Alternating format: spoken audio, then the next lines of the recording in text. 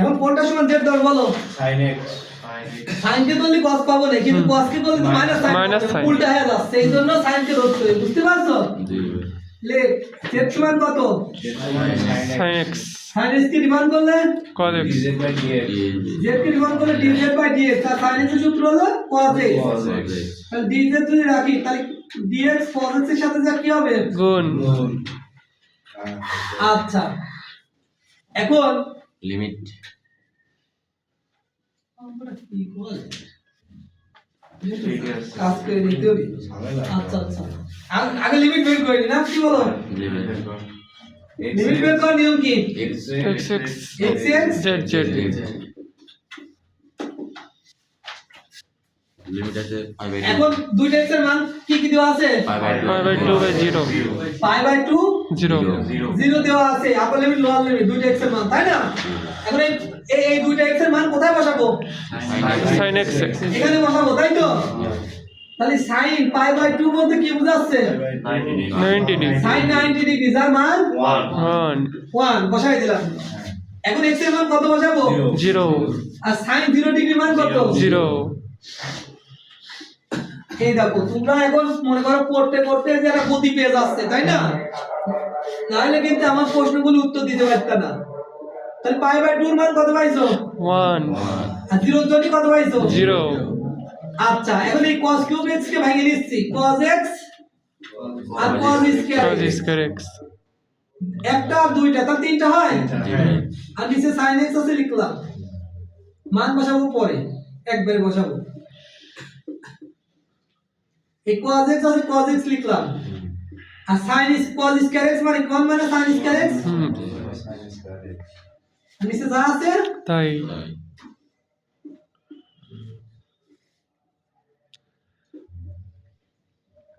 আচ্ছা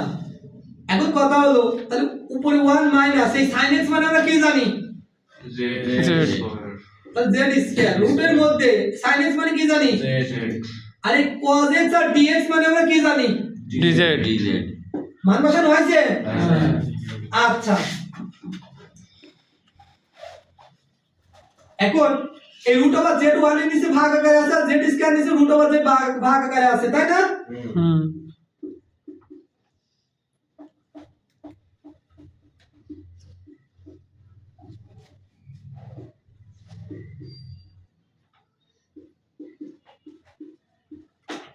দিতে পারি dz অবশ্যই এই দেখো 1 কে রুট ওভার z দ্বারা ভাগ করলাম তাহলে 1 বাই রুট ওভার z তাহলে এর সামনে তো এটাও থাকবে dz ও থাকবে হুম আবার মাইনাস এ মাইনাস z স্কয়ার কে রুট ওভার z দ্বারা ভাগ করলাম এখন এটার সামনে তো এটাও থেকে যাবে আবার এটাও তো থেকে যাবে তাই না হুম আচ্ছা এই রুটের মান কত হাফ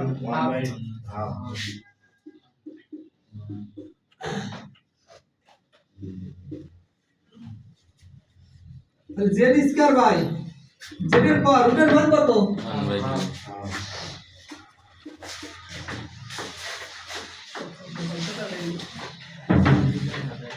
এই খেয়াল করো এই হাফ উপরে উঠে গেলে কি z এর পাওয়ার কত হবে ও মাইনাস ইনভার্স হয়ে আসবে না 1 বাই z মানে z ইনভার্স তাই পাওয়ার হাফ আছে হাফ দিয়ে দিলাম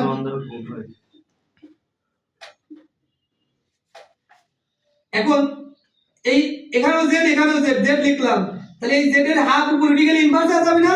z এর পাওয়ার 2 থেকে এই হাফ উপরে উঠে গেলে ইনভার্স হয়ে যাচ্ছে আর এখানে যা আছে তাই দুইটা z আছে একটা z লিখলাম তাহলে এই হাফ উপরে উঠে গেলে 2 থেকে বিয়োগ হয়ে যাবে না আচ্ছা এখন এখানে এক কাজ করে নি তাহলে এখানে 2 মাইনাস 1/2 2 মাইনাস 1/2 বলতে কি বোঝাচ্ছে 2 লসাগু দিলাম 2 3/2 4 মাইনাস 1 হচ্ছে অর্থাৎ 3/2 2 এটাই তো হয় তাই না বলো আচ্ছা এখানে যা আছে লিখলাম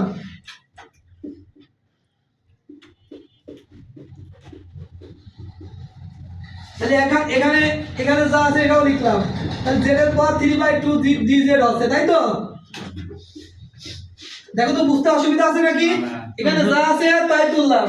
আর এই যে 2 1/2 সমান 3/2 হয় এটা তো রাখ করে বুঝালাম আমি সাথে dz আছে লিখলাম ইন্টিগ্রেশন x এর পর n dx এর সূত্র কি x এর পর n plus 1 by n plus 1 1 আপনাদের থাকবেন মাথায় ললের থাকবেন নিচে মাইনাস তাহলে ইন্টিগ্রেশন x এর পর n dx এর সূত্র কি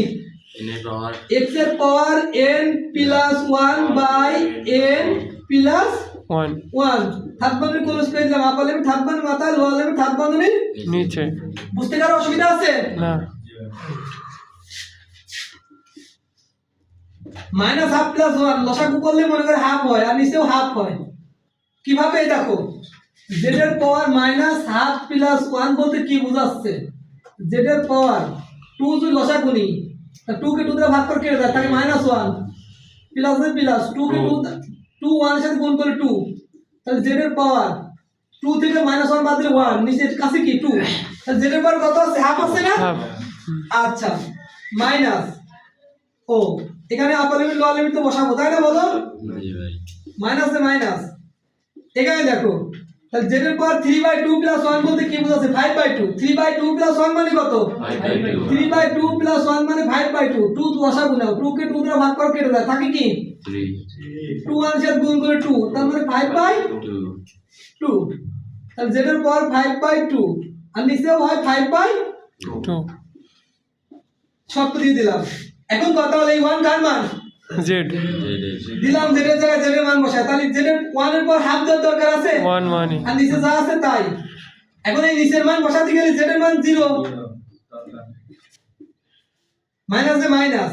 এই 1 z এর জায়গায় বসালে 1 ই হয় তাহলে 1 এর পর 5/2 দেওয়ার দরকার আছে নিচে যা আছে তাই এখন খেয়াল করো এই এই 0টা কার মান z z এর মান তাহলে 0 যদি z এর জায়গায় বসাই তাহলে টোটালটাই 0 1/1/2 উল্টাই গেলে খালি 2 হয় না জি ভাই মাইনাস এ মাইনাস 1/5/2 এটা উল্টাই গেলে 2/5 হয় তাহলে 5 দুগুণ 10 10 - 2 মানে কত 8/5 পাঁচ বুঝতে কারো অসুবিধা আছে ঠিক আছে